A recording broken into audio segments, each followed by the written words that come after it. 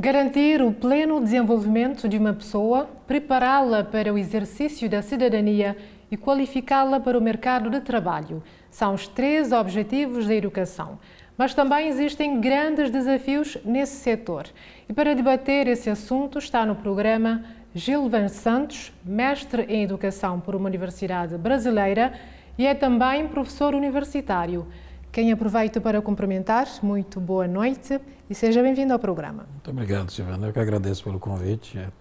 Debater um tema tão interessante e prazeroso para nós. Exato. E está conosco Abrão Borges, ele é presidente do Sindicato dos Professores da Ilha de Santiago e é também coordenador da Rede Nacional da Campanha de Educação para Todos em Cabo Verde.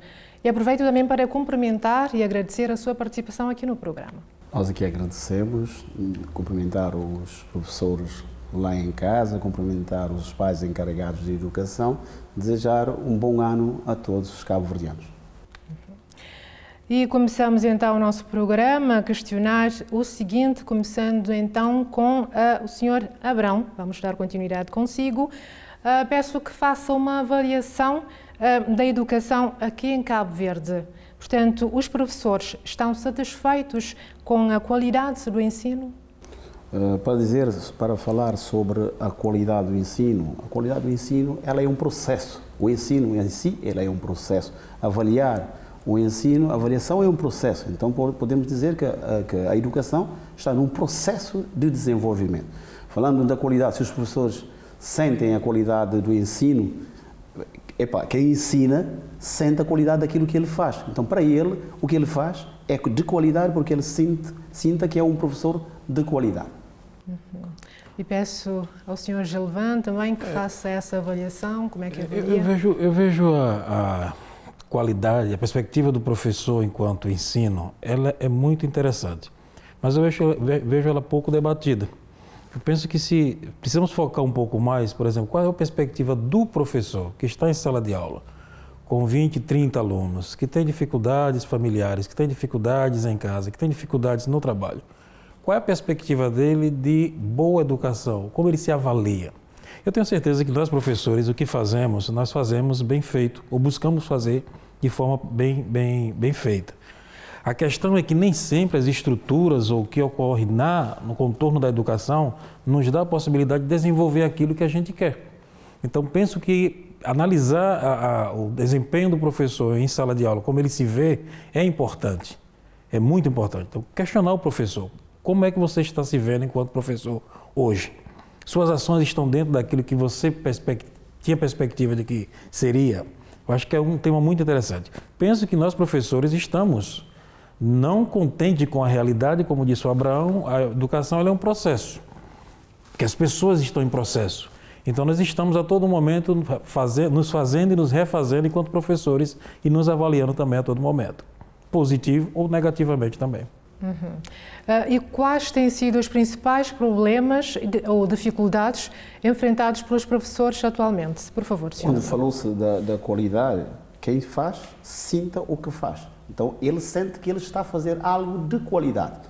Então, como disse o colega e bem o Gilvan, a qualidade, de facto, é um processo, porque temos que trabalhar a qualidade num parâmetro macro, ver todo o processo, como é que ela está ocorrendo. Agora, indo para os problemas que os professores enfrentam, elas são várias. E podemos agora já partir um pouco para a vida dos professores e a vida dos sindicatos, dizer que os problemas dos professores são vários, são múltiplos.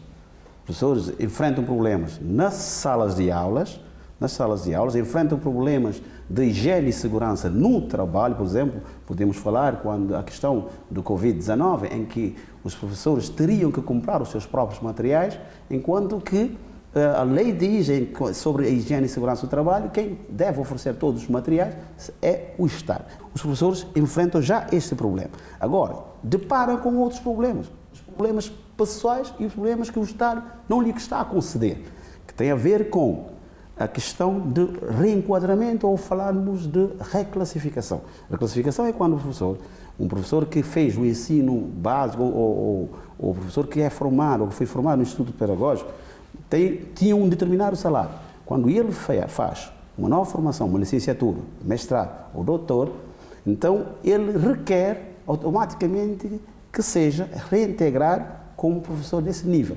Não é reenquadrado, não é reclassificado. Então isso afeta o professor, afeta também a qualidade do ensino.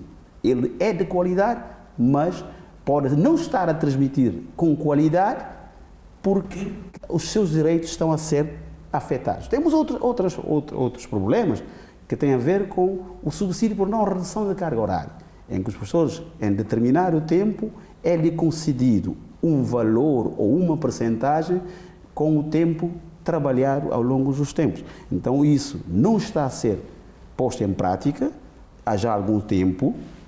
Tem a ver também com a questão do desenvolvimento na carreira. Quando você não desenvolve na carreira, quando a sua carreira não é valorizada, atrapalha o desenvolvimento da educação, atrapalha a própria qualidade da educação. Tem vários outros problemas, por exemplo, a questão dos professores mestres e doutores. E o novo estatuto não o contempla para que ele seja reenquadrado como mestre e doutor. Então, isso afeta consubstancialmente a vida dos professores e afeta a qualidade. Quando afeta a vida dos professores, afeta automaticamente a vida do aluno, afeta a vida de toda a estrutura da educação em si. Nós temos também a questão muito bicuda relativamente aos professores, que tem a ver com os professores reformados. Os professores, quando vão à reforma, normalmente já estão praticamente, já deviam estar no topo da carreira. Já deviam estar, por exemplo, quando é do básico, já devia ter ido, ou devia ir para a reforma com 40% sobre o seu salário. Então, isso não acontece muitas vezes e, às vezes, quando é lhe dado essa prerrogativa, ou quando é enquadrado nesse 40%, o que é que acontece? Ele tem que esperar 2 anos, então isso não abona o nome da qualidade, não abona um bom nome do sistema, não abona um bom nome do professor. Repare, é desse jeito que nós podemos ir a outras classes. Quando vão para a reforma, vão já automaticamente com uma promoção. Vão com uma promoção. Então, os professores não estão satisfeitos a esse domínio. Então, e pensam juntar as vozes para que as suas vozes, de facto, sejam ouvidas. Repara, um mestre na educação. Um mestre na educação ganha um valor de 91 mil e qualquer coisa. Do 21.278, escuro. Vamos diretamente ao ponto. Então, ganha 91.278 e o que é que recebe em termos líquidos? Recebe 75 mil escuros. Enquanto que você pega qualquer outros serviços em que os chefes de serviço ultrapassam. Os chefes de serviço ou mesmo os funcionários recebem de longe cerca de 110 mil escuros, 200 mil escuros. O que deixa insatisfeito, nesse caso, os professores. Portanto, tem N outras razões que mostram que os professores podem não estar satisfeitos com a vida que leva enquanto professor. Sr. Gilvan, também vê este lado, os problemas enfrentados pelos professores acabam por afetar a qualidade da educação? Vejo, e essa fala de Abraão, ela não é uma fala do Abraão em si, até porque pesquisas demonstram que a educação ela está vinculada à questão salarial do professor.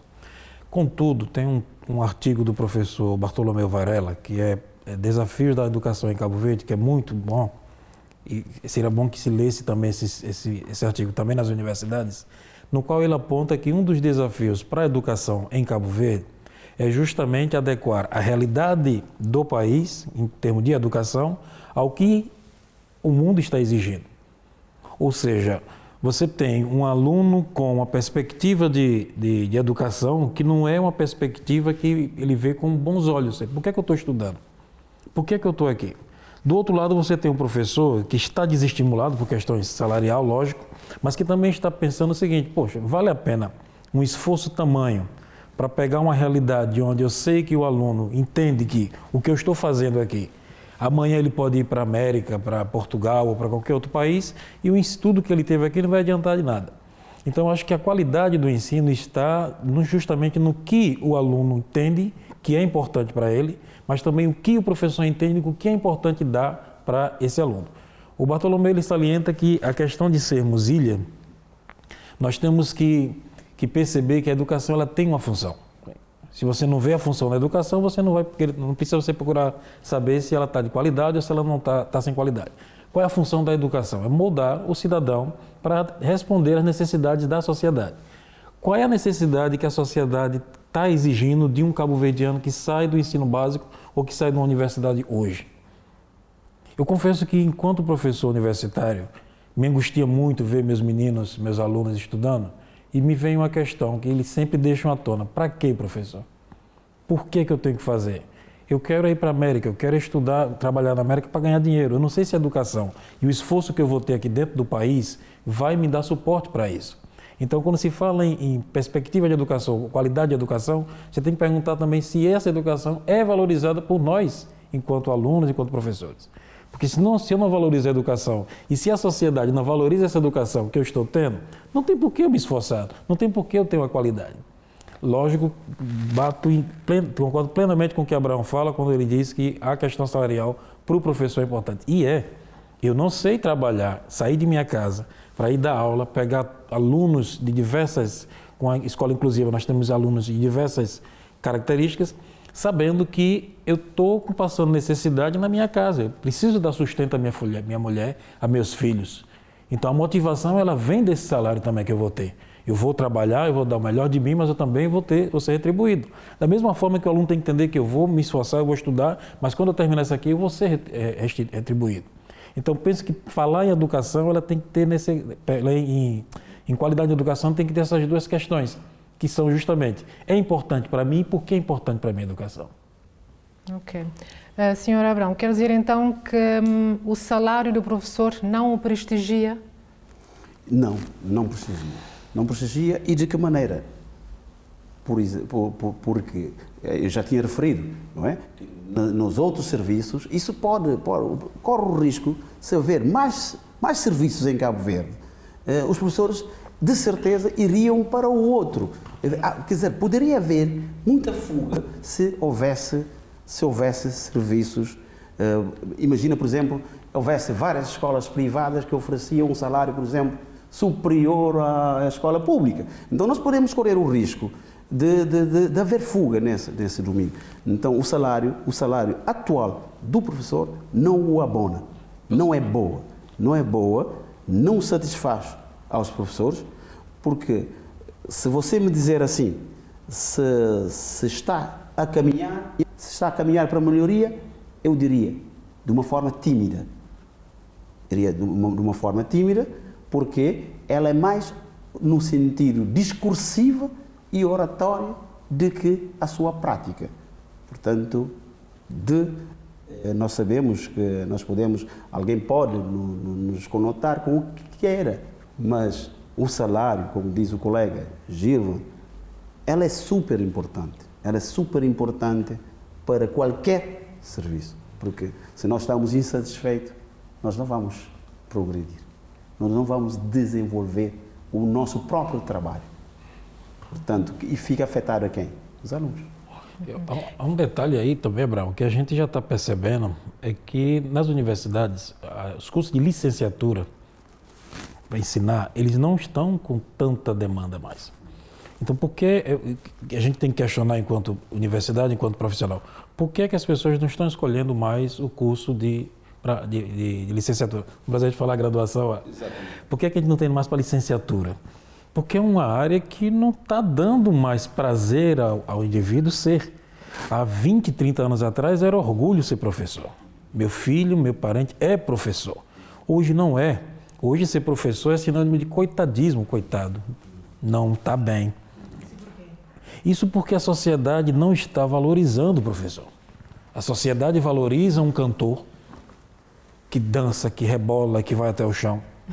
A sociedade valoriza qualquer outro profissional, e não estou dizendo que não tem que valorizar, longe disso, mas a sociedade não valoriza, e quando eu falo sociedade, é governo, população, não valoriza aquele que é o mestre de todas as profissões. Então isso desestimula o aluno querer ser professor hoje em dia. Eu confesso que sou professor há 20 anos, Não me arrependo nem um dia do que eu sou. Mas penso que se eu estivesse hoje nessa realidade, nesse contexto de Cabo Verde, nesse contexto de mundo, eu pensaria 2, 3 vezes se eu queria realmente ser professor.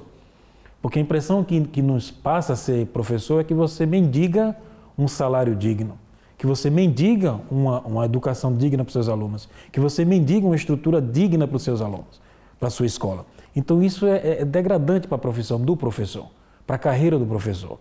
E as pessoas estão percebendo isso. Isso não é. Eu quero trabalhar para ter dignidade, eu não quero trabalhar para me humilhar para ter algo. Então penso que já estamos vendo essa evasão nas universidades. Nós temos cursos de licenciatura que não estão abrindo, porque as pessoas não estão correndo para essa área. Então isso tem que ser repensado também, e com urgência. Penso que futuramente pode haver um déficit de professores, não porque falta professor, porque ninguém quer mais ser professor, porque é uma profissão que não é valorizada. Repare, por exemplo, quando você faz uma campanha política, ou quando escolhe-se as pessoas para serem vereadores ou deputados, a maioria são professores, é que vão para lá. Achas que vão só porque querem ser políticos? Essa é a minha questão, e essa questão também fica para os políticos que estão no Parlamento. Por exemplo, no Parlamento você tem a maioria são professores. A maioria são professores. Mas quem defende os professores? Quem defende os professores? Essa é uma questão. Então, repare, se ninguém está a tentar defender os professores, quem defende os professores são os próprios professores. Então, os professores precisam unir todos os esforços. Todos os professores têm que trabalhar em bloco, uníssono, única voz, unir todas as sinergias e mostrar que é uma classe unida e que juntos todo mundo vai respeitar. Porque, imagina, se você é pai e mãe de todas as profissões, por que as outras profissões não te respeitam? Então os professores precisam se autorrespeitar para que todos os respeitem. Já estamos em 2023 e a carreira dos professores estão estagnadas desde 2015. Não há desenvolvimento na carreira dos professores. E como é que tem sido a ação das autoridades para resolver esse problema que os professores estão a enfrentar? Vou direto, são lentos. O trabalho da autoridade está sendo lento e muitas vezes discursivo, baseado na oratória e mais nada. E depois é um discurso contínuo. Sai um governo, entra o outro, mantém-se a continuidade da oratória e do discurso. Então os professores precisam abrir os olhos, precisam sair à frente e mostrar que são professores e que são pai e mãe de todas as profissões. E tem alguma coisa a complementar nisso? Concordo plenamente com... Ok. E podemos falar aqui em Cabo Verde da universalização do ensino, ou seja, todos que deveriam estar na escola, estão na escola, por favor. Olha, isso é interessante, a universalização do ensino. Eu penso que o governo tem feito ações que estão propiciando a universalização das pessoas na escola. Sabemos também que existem pessoas que estão fora dessas escolas e que a mão do governo ainda não conseguiu alcançar essas pessoas. Contudo, eu venho trazer a questão da universalização da escola mais para o lado da inclusão das pessoas com deficiência, pelo seguinte: nós temos hoje leis e programas que facilitam o ingresso dessas pessoas no ensino, tanto o ensino básico como o ensino superior. Aí você me pergunta, Gilvan, está funcionando? Olha, a inserção sim, mas a qualidade não. Porque nós temos alunos em salas de aulas que saem, por exemplo, alunos surdos, que a lei diz que o aluno tem que ser educado dentro da língua gestual, e que ele saia dessa escola, chega na universidade, que eu tenho alunos surdos na Universidade Jean Piaget, e que não vieram sem estar preparado com o português, então a falha foi no ensino? Foi, é lógico. Nós temos alunos cegos que teriam que ter conhecimento da alfabetização em braille e que não têm, mas são alfabetizados, terminaram o 12º ano, os surdos terminaram o 12º ano. Mas por que esses alunos não conseguem acompanhar um curso universitário? Porque há uma falha lá no início. E essa falha da universalização, que é a teoria de a escola é para todos, mas nem todos são iguais. Acho que o governo também tem que repensar essa questão, porque o todo, nem tudo que serve para todos serve para mim. Eu sou diferente, eu penso diferente, eu aprendo diferente. Então, incluiu perfeito, e está muito bonito, eu concordo com as ações que o governo tem feito. Sei que tem falhas, o Abraão deve saber melhor do que eu dessas falhas, mas minha preocupação não é só o incluir a todos, mas é como está sendo desenvolvido essa educação nesses todos os alunos que estão incluídos. Penso que é algo que tem que ser repensado e com urgência, porque senão é dinheiro gasto do governo porque está investindo sem ter um resultado normal ou gratificante. Tem alunos que estão confiando nessa universalização, nessa inclusão total e que na prática não percebe que resultado com relação a isso. Então é dinheiro público investido, é tempo que é desperdiçado, são pessoas que perdem as esperanças porque chegam lá na universidade e saem da universidade sem ter uma noção do que é educação e do que ele aprendeu. Então tem que ser repensado. Isso quer dizer que em Cabo Verde já uma educação inclusiva plena não prevalece, é mais ou menos isso? Ao contrário, a educação inclusiva prevalece no papel. As leis que nós temos... Na prática, então... Na prática, nós não temos essa inclusão por uma falha, que não sei se a falha é no ensino básico ou se é na própria universidade. Porque as universidades elas não estão também formando professores dentro do aspecto inclusivo. Então você tem lá um problema que começa na formação desses professores e que se estende e que são concursados, chegam na escola básica sem ter uma noção ou conhecimento de como trabalhar com aluno com deficiência e como incluir esse aluno dentro dos trâmites da inclusão, e você percebe que a escola começa a dar formações básicas, formação de braille para professor de uma semana, formação de língua gestual para professor de uma semana. Isso não funciona. Isso, como a gente diz, é para inglês ver. O que funciona é que o professor saia da universidade capacitado e que o Estado receba esse professor capacitado e que esse professor desenvolva suas ações dentro daquilo que ele foi contratado. Não é que a educação esteja destroçada, longe disso. Como dissemos no início, como eu concordo com o Abraão, quando fala que o processo educativo é um processo que está em desenvolvimento. A inclusão é a mesma situação. O que você fez hoje em termos de inclusão serviu para determinado aluno, mas daqui a 2, 3 anos não vai servir, porque é um processo que está sempre em mutação. Então precisamos acompanhar a educação dentro do processo da transição. Precisamos entender essa universalização dentro daquilo do que é necessário hoje para um aluno. Alargar a educação para todos é perfeito e tem que ser feito. E Cabo Verde tem feito isso com ratificações de leis, etc. Mas na prática, a gente ainda vê alunos que estão fora do sistema. Nós vemos alunos que estão dentro do sistema, mas fora do aprendizado. Então é algo que tem que ser repensado, que a educação é uma coxa de retalho. Você não tem que ver apenas do lado A, tem que ver o lado A, B, C e D, para ver se ela realmente, o conjunto está dando certo. Realmente a questão da universalização, ela existe de facto no papel. Existe no papel, mas quando você for para o campo, como nós somos pessoas do campo, nós trabalhamos com a pesquisa, porque o que se faz pouco, não é? Que as organizações fazem pouco. Nós trabalhamos na questão da pesquisa. Nós fizemos uma pesquisa sobre a questão da universalização, sobre a questão do ensino, por exemplo, do pré-escolar, sobre a questão do rácio professor-aluno, sobre a questão do custo aluno-qualidade. Então, tudo isso mostrou-nos que cerca de 20% de crianças, por exemplo, estão fora do pré-escolar. Quando você quer universalização, você tem que pensar no pré-escolar. Você tem que fazer... É como você está a construir uma casa. Construir uma casa, nós começamos pelo alicerce, não é claro? Então, se você começa uma casa pelo alicerce, e nós, na educação, o alicerce é o pré-escolar. Então, ali é a base. Então, você tem que trabalhar a base. Muitas vezes, quando você fala com o governo, ou com os governantes sobre a questão do ensino pré-escolar, elas revertem para as câmaras municipais. Então, quer dizer que a educação pré-escolar torna-se o parênteses pobre do Ministério da Educação ou da própria educação no país. O que é que nós queremos? Nós queremos que o governo assuma o ensino pré-escolar. Ao assumir o ensino pré-escolar, aí sim vamos começar a trabalhar a questão da qualidade. O ensino pré-escolar no sentido holístico. Quando falo do sentido holístico, falo da questão da formação dos professores do pré-escolar, em que eles muitas vezes usam o termo monitora. Monitora, por que você só tem monitora? Porque são as mães que precisam de fazer algo. Então, sem formação, Depois, pessoas que têm uma simples casa, quer de um dia para o outro fazer um pré-escolar.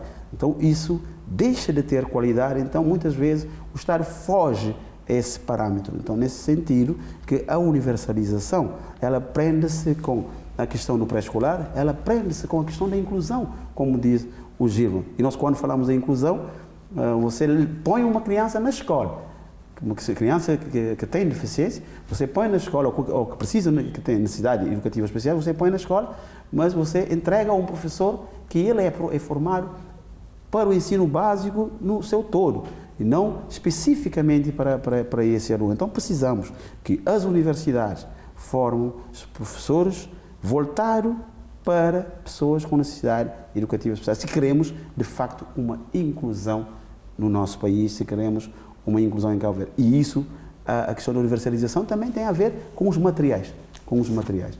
Não temos materiais adaptados para pessoas com necessidade educativa especial. Isso quer dizer que existem várias carências. E já vamos continuar. Só uma pequena pausa aqui no ponto de vista, uma pequeníssima pausa e já voltamos. Ponto de Vista está de volta para mais uma discussão sobre os desafios da educação em Cabo Verde. Lembrando que debatem esse assunto Gilvan Santos, mestre em Educação e é também especialista em Língua Gestual, e Abrão Borges, presidente do Sindicato dos Professores da Ilha de Santiago e coordenador da Rede Nacional da Campanha de Educação. Senhores, mais uma vez, boa noite. Boa noite. Estávamos aqui a falar sobre os problemas enfrentados pelos professores. A pergunta que eu queria colocar é o que precisa ser feito para que haja uma educação inclusiva? Eu começo com o Sr. Gilvan. Bom, eu penso que se eu falar muito, você dê um toque aí, porque o professor fala demais. Então, fala, aperta aí, dê uma dica que a gente conversa muito.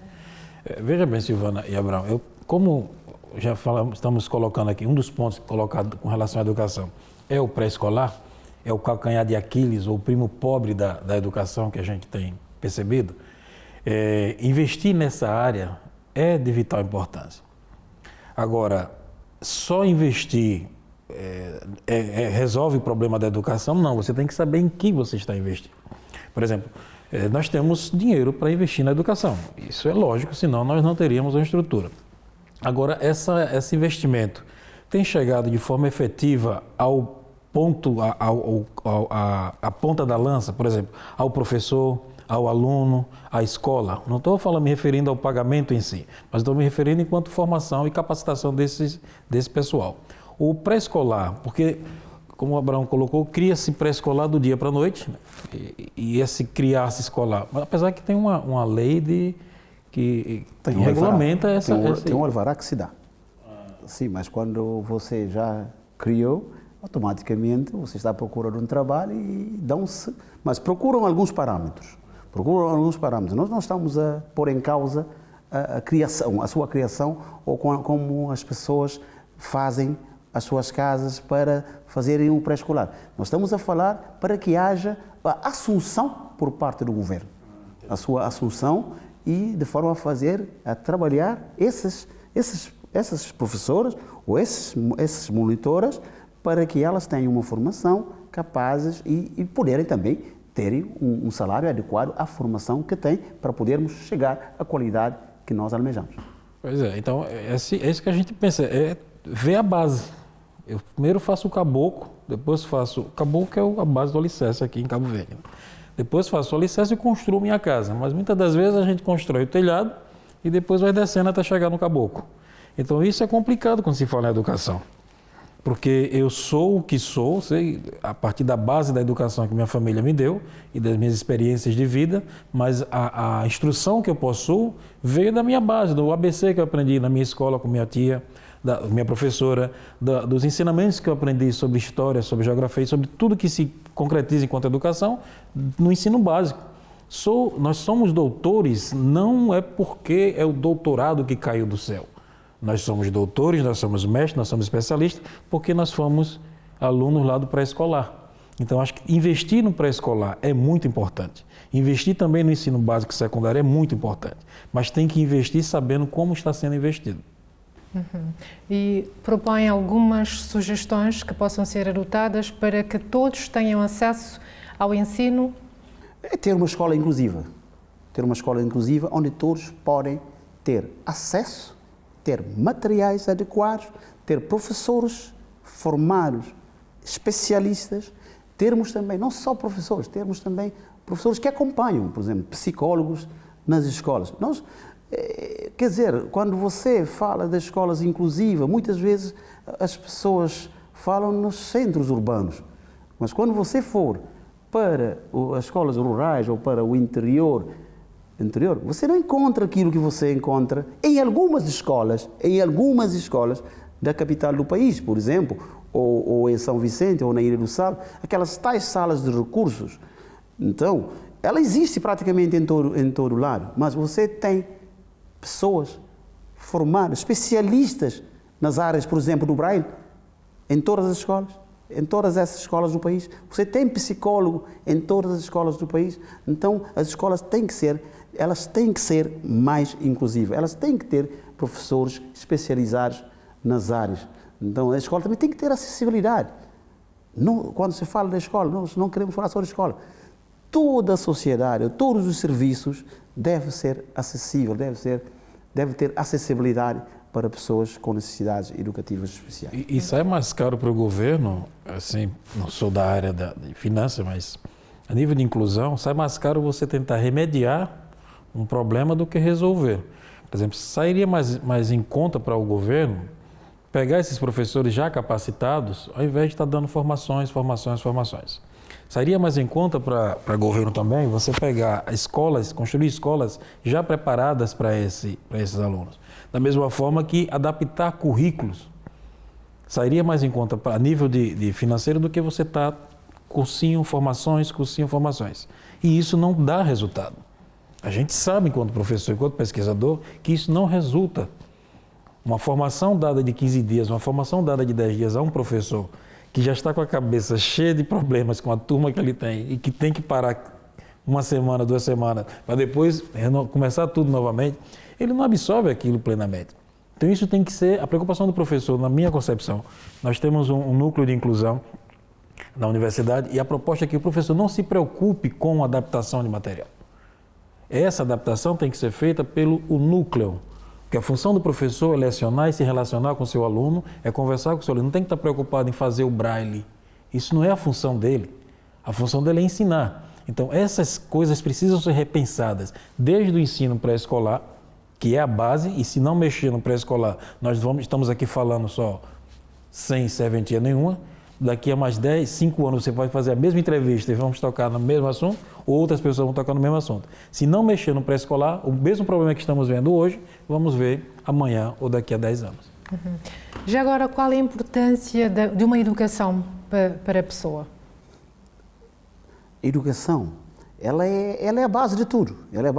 Ela é o caminho para a formação do homem, formação intelectual, formação moral, espiritual do próprio homem. Por isso que a educação ela é muito importante e ela deve ser valorizada todos que trabalham, todos que estão à sua volta. E é na educação em que você trabalha o homem para a sociedade. Você constrói. A educação constrói o homem para o meio social, para o mercado do trabalho e para a vida em si. Quero complementar?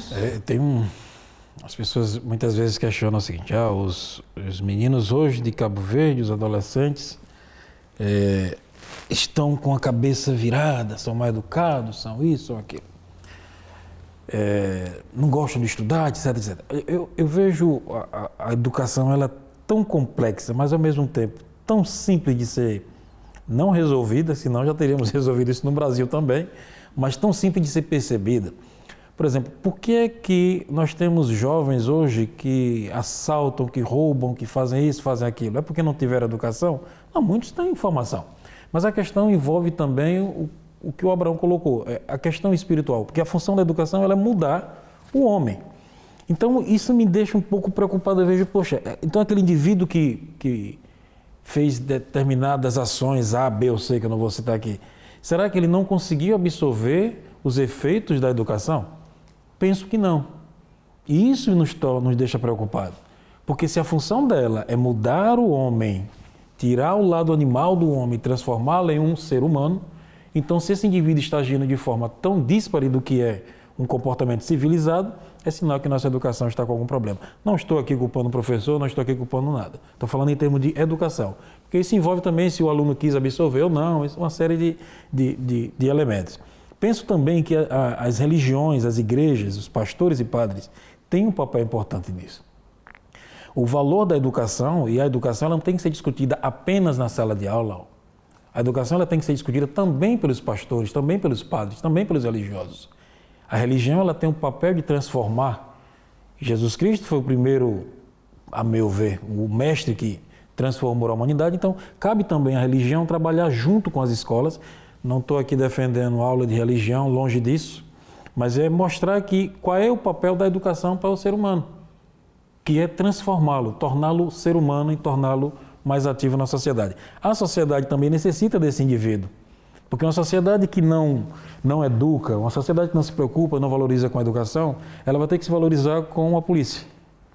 E aí é complicado, é o que eu falo, às vezes o remédio está lá no início, a solução está lá no início, mas nós vamos deixando e depois temos que investir em presídios, em cadeias, etc, etc. Então, por que não investir numa educação de qualidade que realmente transforme esse aluno? Por que não investir em condições para que essa pessoa perceba que estudar, ser um cidadão de bem é a melhor opção? Por que não investir isso lá no início e deixar para resolver isso com prisões, com violência, etc, etc? É algo que temos que repensar. Não há soluções, isso aqui se falarmos que é uma solução para a educação ou para a não educação, isso é ilusão momentânea, mas há uma questão que tem que ser repensada, é que educação estamos dando, que tipo de educação estamos querendo desse aluno e que tipo de educação a sociedade também está precisando. Esses 3 pontos necessitam ser desenvolvidos dentro da nossa educação enquanto cidadão, enquanto professor, aluno em Cabo Verde e no mundo também. Apesar dessa importância que a educação tem na vida de uma pessoa, ainda continuam a existir pessoas que acabam por abandonar a escola. Será que na causa disso está o facto de estarem a percorrer longas distâncias para poderem ter acesso a uma escola, por exemplo, porque na sua localidade não existe escola? Será que isso está a contribuir para a evasão escolar, para o abandono da escola? Relativamente ao abandono escolar, tem vários fatores. Tem vários fatores, o que nós podemos citar, por exemplo, a questão da pandemia. A questão da pandemia mostrou-nos que muitas crianças ficaram ou estiveram fora da escola. Ou as escolas ficaram fechadas, não é? Então, nós podemos até falar do abandono no caso, por exemplo, do aluno não ter as condições de frequentar uma aula à distância. Mas a questão da distância, quando fala da distância, de procurar longas distâncias, é um dos fatores, sim, do abandono escolar. É um dos fatores e muitas vezes as condições do transporte do aluno para a escola, às vezes não abonam, nós acompanhamos sempre na televisão e em outros órgãos de comunicação, em que os alunos são transportados para a escola nas carinhas, umas em cima das outras. Isso não dignifica a criança, não estamos a valorizar os direitos humanos, porque o abandono escolar contribui, quer dizer, o aluno escolar, a criança fica fora da escola. Então, o lugar das crianças é onde? O lugar das crianças é na escola. Nós, os governantes, têm de procurar maneira de colocar as crianças nas escolas. Temos que evitar o abandono escolar. E a sociedade também deve juntar e evitar aliciar as crianças com os trabalhos que nós chamamos de trabalho infantil. Então, tudo isso contribui para o abandono escolar. Quando uma criança vem à tua casa, faz um trabalho, você dá um dinheirinho, ou você manda e dá qualquer dinheiro, você não está a contribuir para que a criança vá à escola. Isso também contribui para o abandono escolar. São vários fatores e que se ficarmos aqui a debater a questão do abandono escolar, ficaremos aqui até amanhã, porque tem vários fatores que contribuem para o abandono escolar. A pobreza em si. Imagina, no tempo da pandemia, os pais não tinham televisão para que a criança acesse a escola, ter acesso à escola. Não tinha sinais da televisão. Há zonas onde não há sinais de televisão, não há energia. Então, tudo isso contribui para o abandono escolar, tudo isso contribui para a evasão escolar, como disseste. Também pensa que esses pontos apontados aqui pelo Sr. Abrão estão a motivar o abandono escolar? Com certeza. A gente tem em Cabo Verde alunos com deficiência estudando nas escolas públicas, e isso é valoroso. Nós temos transportes públicos que estão sempre a circular, isso falando na praia. Mas há uma questão que muita gente desconsidera. Uma pessoa com deficiência sair da casa dele, por exemplo, em Longueira, Longueira é quer dizer, você sabe mais do que eu, onde é Longueira, né, vocês? Em órgãos. Em órgãos, né? Ensinando o Pai Nosso a Vigário. Longueira, um aluno tem que sair de Longueira com deficiência física para poder pegar um transporte, para chegar até a praia, depois tem que pegar um ônibus ou um autocarro para poder chegar até a escola dele. Isso eu estou falando saindo do contexto do ensino básico e no contexto do ensino superior, porque a educação ela é transversal. E aí você pergunta, vale a pena para esse aluno esse sacrifício imenso para ir para a escola?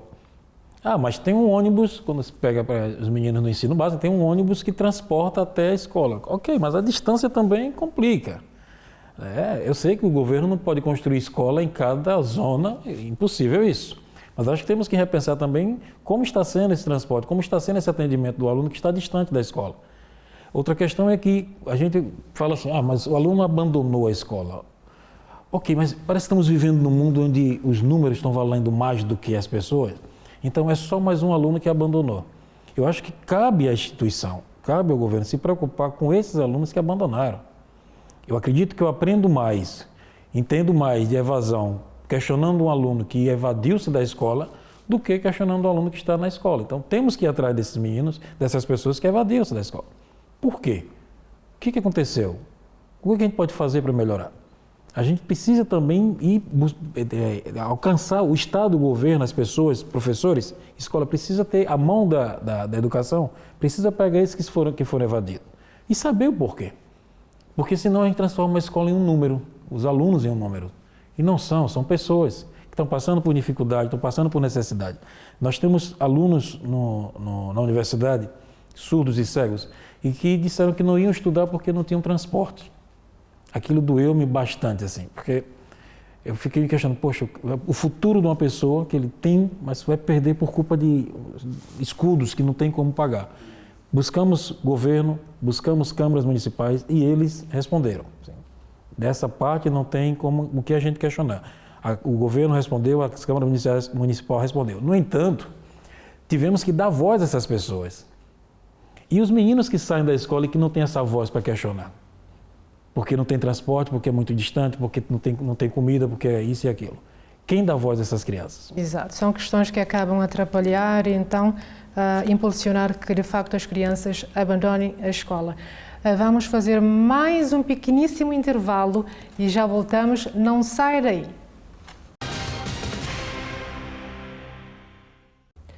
Ponto de vista, terceira e última parte, mais uma vez, muito boa noite.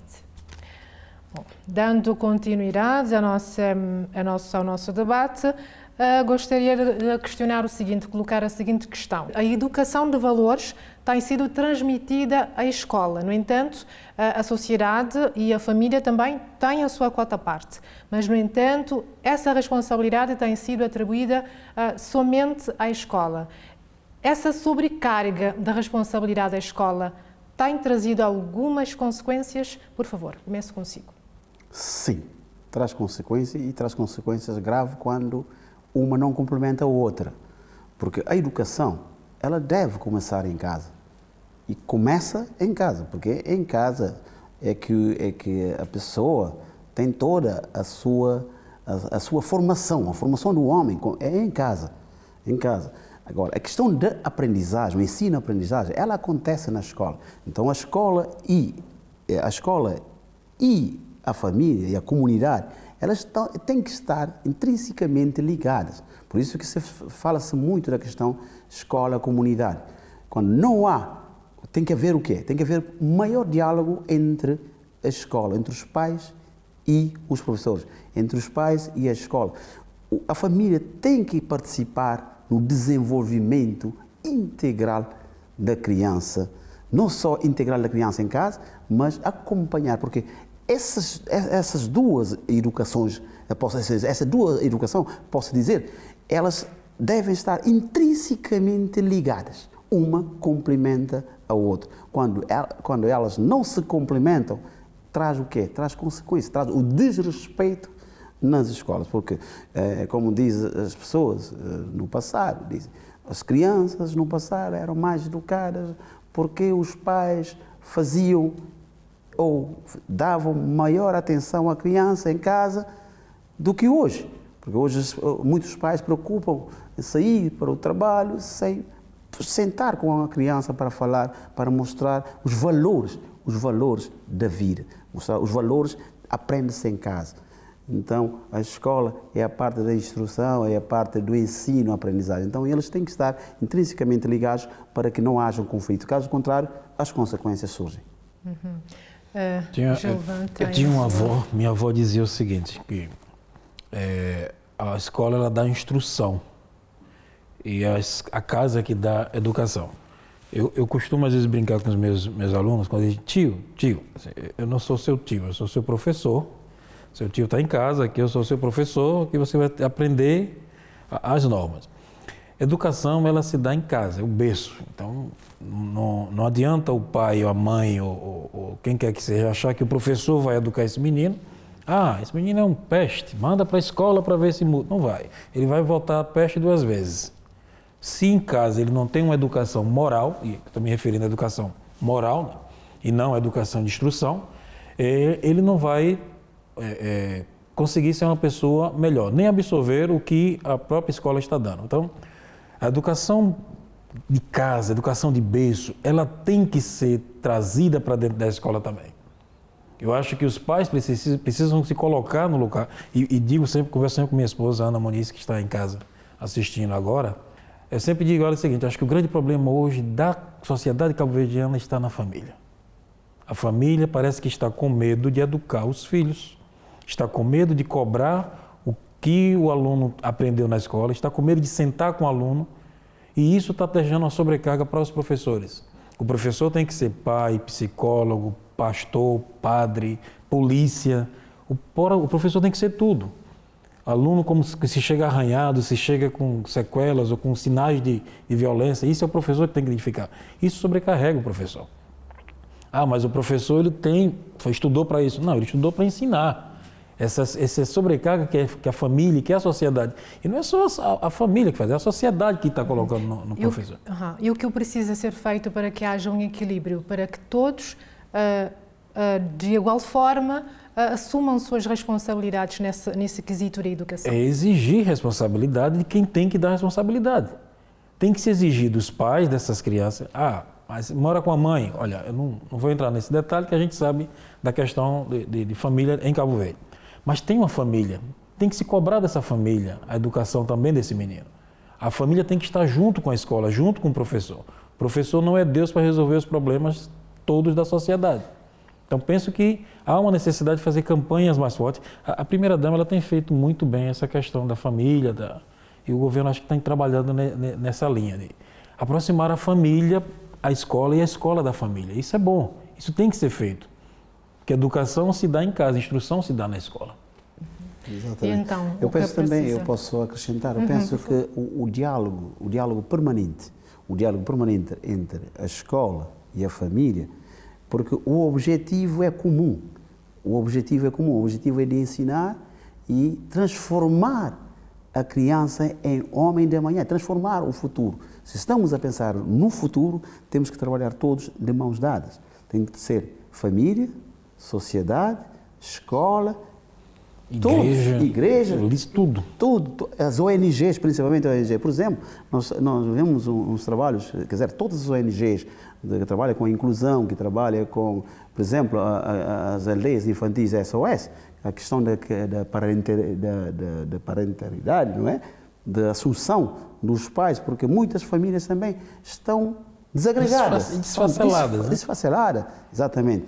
Então, isso também contribui para que é uma mãe que é mãe e pai ao mesmo tempo. Então, muitas vezes, desconectam-se.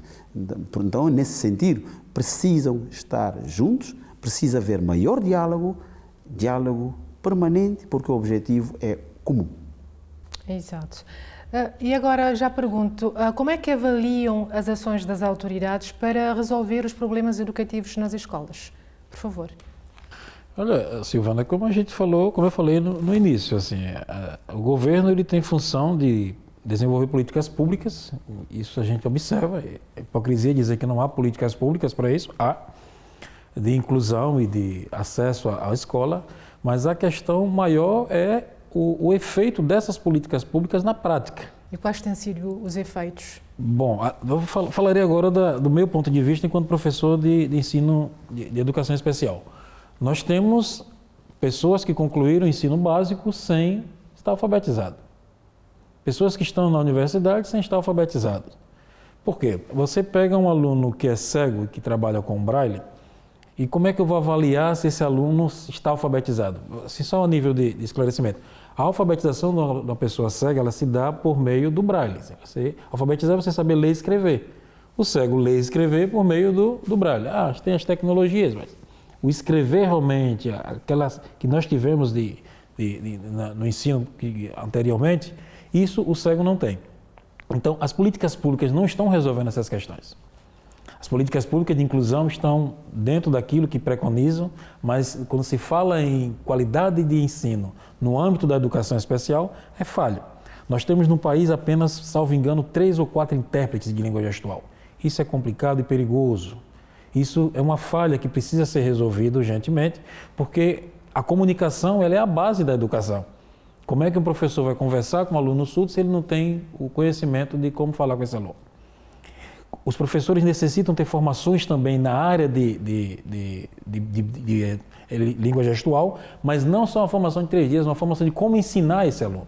Porque o menino cai no colo do professor e ele tem que se desenrascar se virar nos 30, como a gente diz no Brasil. Então, penso que essas questões necessitam ser mais desenvolvidas, mais discutidas. Quanto mais se discute, mais se chama atenção e mais tenta encontrar soluções. Entrando na mesma linha, eu penso que de todos esses problemas, nós pensamos que o que melhor se deve fazer é investir mais na educação, é aumentar o financiamento para a educação. Repare, quando eu falei no início sobre a questão do pré-escolar, se você for ver o bolo para o ensino pré-escolar, ela está numa linha de 0,1%. Repare, o que é 0,1% para o pré-escolar? Não dá para formar professores. Não dá para termos infraestruturas de qualidade, não dá para incluirmos crianças com deficiência. Então o que precisamos é o aumento de financiamento para podermos incluir todos. Quando eu falo de inclusão, nós temos também de pensar as crianças imigrantes, que vêm de muito longe e que muitas vezes estão fora do sistema educativo por várias razões. Às vezes são razões culturais, em que as meninas não vão para a escola em determinados países, em que nós, enquanto ONGs, enquanto próprio governo, devemos fazer a pesquisa, devemos fazer um estudo sobre isso e ver quantas crianças estão fora do ensino, principalmente as crianças imigrantes. Não só falando de crianças imigrantes, quando falamos da educação, temos que falar da educação no seu todo. Por exemplo, temos que falar também da questão da alfabetização de adultos, a alfabetização dessas mães, crianças imigrantes. E já que estamos a caminhar para a reta final, gostaria de colocar essa questão. O que é que poderá ser aproveitado na educação cabo-verdiana e servir de exemplo para a educação em outros países? O que poderá ser um exemplo da educação cabo-verdiana e servir para outros países? Olha, eu estive em Banjul, acho que tem 2 meses, um país africano. E a realidade de Cabo Verde, a nível de inclusão, a gente estava numa Comissão Internacional de Direitos Humanos e a gente começou a debater essa questão da inclusão. E Cabo Verde, ele é um exemplo a nível de normas de inclusão. Os países africanos, muitos têm Cabo Verde como exemplo, e isso é bom. Muito bom. É sinal de que os governos anteriores e o atual estão trabalhando, as pessoas estão trabalhando, as ONGs estão lutando para que essa educação inclusiva seja bem pautada. Ele é exemplo, isso é taxativo. Se você vai conversar com pessoas a nível de inclusão fora da África, Cabo Verde ele é exemplo. Questão de professores em sala de aula, questão de leis, questão de ONGs, até a forma como as ONGs trabalham aqui. Tem um respeito para a África, respeita isso. No entanto, a gente não tem que ver isso com, está tudo perfeito. Não, não é por aí. Nós somos exemplo, nós somos espelho, mas precisamos também ser ações efetivas dentro do nosso país. Então, respondendo a sua pergunta, Cabo Verde é exemplo. E isso falo enquanto pesquisador, enquanto contato com outras organizações de pessoas com deficiência. Mas muita coisa necessita melhorar ainda. A nível prático de inclusão, de educação especial, de formação de professores, e isso necessita realmente. Sr. Abrão, há um ponto específico a nível da educação em Cabo Verde que possa servir de exemplo para outros países? Exatamente, indo na linha do pesquisador também, é dizer que somos exemplos, sim, principalmente na questão do género na educação. Nós não temos problema em relação a meninas e rapazes para entrar na escola, então esse é um dos exemplos. Outro exemplo grande, que enquanto pesquisador, enquanto também membro da ONG, saiu um artigo, há 3 dias atrás, em que mostra a inclusão nas ONGs, nas ONGs. Por exemplo, o presidente da Rede Nacional da Campanha de Educação para Todos é uma pessoa cega. Então estás a ver que há inclusão. Então, Marciano, né? Exato, o Marciano Monteiro. Então saiu um artigo da GPE, Global Partnership for Education, e da EOL, Education in Out Loud, Educação em Alta Voz, é que saiu esse artigo que está a Cabo Verde como exemplo a seguir. Muitos pregam, mas na prática não fazem. Portanto, é um artigo que eu aconselho a ler e posso passar para ver que Cabo Verde, de facto, é um exemplo a nível da educação e a nível do mundo. Senhores, infelizmente o tempo voa e já estamos mesmo sem mais tempo. Só resta agradecer a vossa participação aqui no programa. Muitíssimo obrigada a todos. Muito obrigado a todos e bom ano a todos os cabo-verdianos. Agradeço imensamente pela oportunidade de falar de um tema tão legal que é a educação. Ok, está certo. Bem, a lição que podemos tirar é que a sociedade tem de se mobilizar para entender a importância da educação e cobrar o direcionamento das ações das autoridades sobre a escola. Nós ficamos por aqui e nos vemos daqui a 15 dias. Continuação de um feliz ano novo.